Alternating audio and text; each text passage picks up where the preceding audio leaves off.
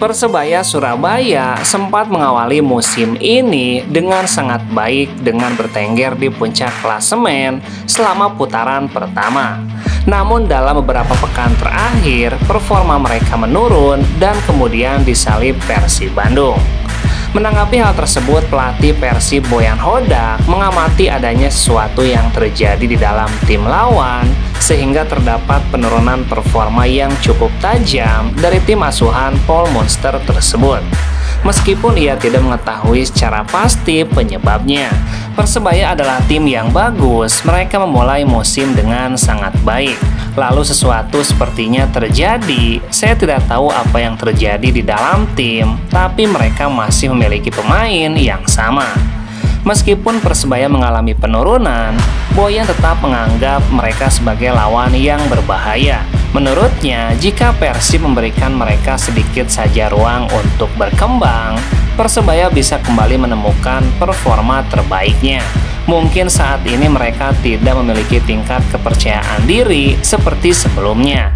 Tapi kami tidak boleh memberi mereka peluang sama sekali. Kami harus bermain dengan keras dan mencoba memenangkan pertandingan tuntasnya.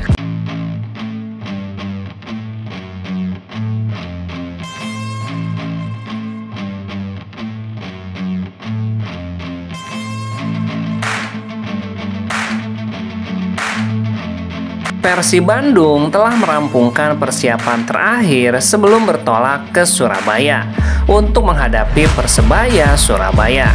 Skuad Maung Bandung dalam kondisi yang hampir full tim setelah Nick Kuipers telah pulih total. Nick sudah baik-baik saja, dia berlatih dan bermain seperti biasa. Meskipun Nick Kuipers telah kembali, namun tim Persib tetap harus kehilangan dua pemainnya, yakni Teja Paku Alam yang mengalami cedera ringan dan Beckham Putra yang masih menunggu hasil banding dari Komdis PSSI. Pelatih Persib Boyan Hodak memastikan timnya siap menghadapi laga ini dengan kondisi yang cukup baik. Beberapa pemain yang sebelumnya mengalami cedera parah seperti Dimas Derajat dan Febri Haryadi juga sudah mulai kembali berlatih, kecuali Teja Paku Alam. Teja mengalami cedera ringan sehingga harus menepis sementara. Namun Boyan memastikan kondisi kiper berdarah Minang tersebut tidak terlalu serius dan bisa segera kembali untuk pertandingan selanjutnya. Di sisi lain, absennya Beckham Putra menjadi tanda tanya besar bagi Persib. Gelandang muda tersebut dijatuhi sanksi larangan bermain sebanyak 3 pertandingan. Namun hingga kini hasil bandingnya masih belum juga keluar. Situasi ini tentu mengundang tanda tanya, mengingat keputusan banding seharusnya bisa diproses lebih cepat agar tidak mengganggu persiapan tim Persib yang seperti digantung oleh Komdis PSSI. Beckham satu-satunya yang terkena skorsing sehingga hampir pasti akan absen tuntasnya.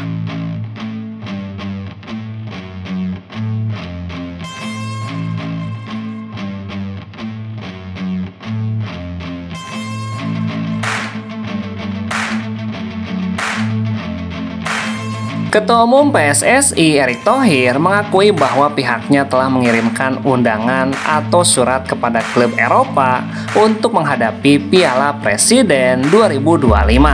Sebelumnya Erick Thohir mengaku akan menggunakan sistem berbeda untuk Piala Presiden kali ini. PSSI akan mengundang klub luar negeri yang saat ini timnya diperkuat pemain timnas Indonesia. Mantan pemilik Inter Milan itu mengaku bahwa pihaknya telah mengundang dan mengirim surat kepada 6 klub. Erick Thohir mengaku bahwa sudah ada 1 tim yang memberikan respon terkait undangan tersebut. Hanya saja ia belum bisa mengungkapkan tim mana yang sudah memberikan respon dari undangan tersebut. Kita sudah mengirimkan surat ke beberapa klub yang memiliki pemain Indonesia. Dari 6 surat, sepertinya 1 sudah direspon. Saya belum bisa ngomong. Ia pun mengaku tidak bisa mengumumkan siapa-siapa timnya.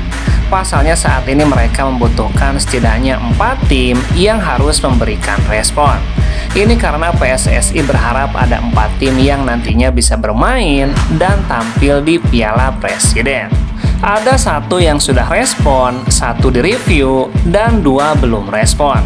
Dan kita harus melakukan pendekatan tuntasnya.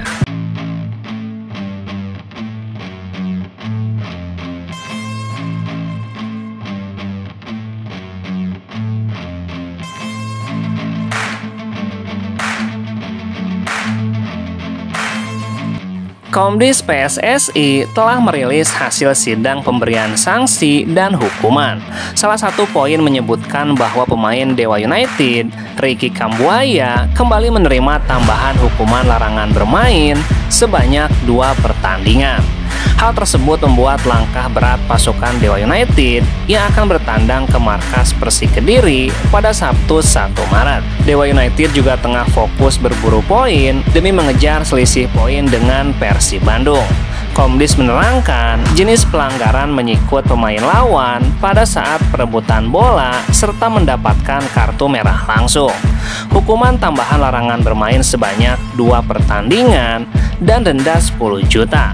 Selain itu, pemain lain yang dihukum adalah gelandang Persik Kediri yakni Romero Vergozi.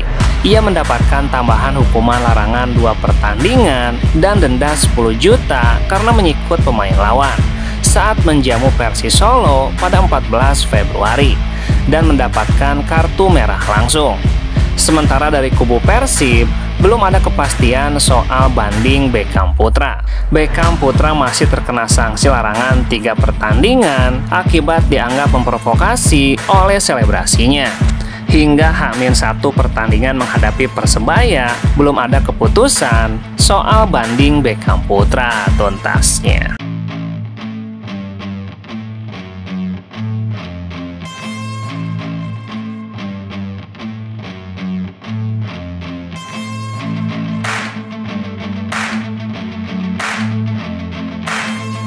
Dimas Drajat memastikan kondisinya sudah cukup baik setelah harus istirahat selama 1 bulan untuk recovery.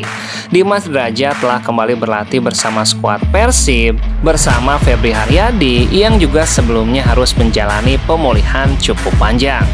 Meski sudah kembali berlatih, tapi Dimas Drajat memastikan kemungkinan dia masih absen karena meski memulihkan kondisi fisik ke level yang lebih baik. Ia pertama-tama sudah membaik. Kemarin saya sebulan sudah istirahat dan 1 bulan lagi ini masuk tahap latihan recovery. Ex pemain Persikabo itu menargetkan comeback setelah Lebaran dan dia berharap bisa memaksimalkan waktu untuk memulihkan kebugarannya. Mudah-mudahan pelan-pelan di habis Lebaran saya sudah bisa turun bermain. Jadi saat ini saya harus berusaha menaikkan level kebugaran. Cedera yang dialami Dimas membuat lini serang Persib sempat mengalami krisis karena David Da Silva juga beberapa kali masuk ruang perawatan. Sementara itu Persib akan melakoni pertandingan berikutnya menghadapi Persebaya di Stadion Gelora Bung Tomo tuntasnya.